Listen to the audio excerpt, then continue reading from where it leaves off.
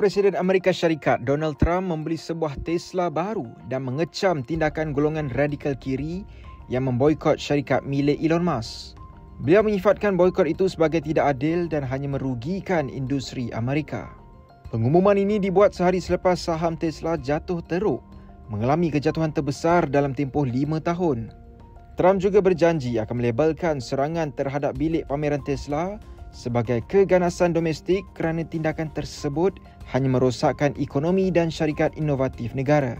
Beliau membuat kenyataan di White House sambil ditemani Musk dan anaknya. Ketika memilih kenderaan, Trump akhirnya memilih Tesla Model S berwarna merah yang katanya akan dibayar menggunakan cek.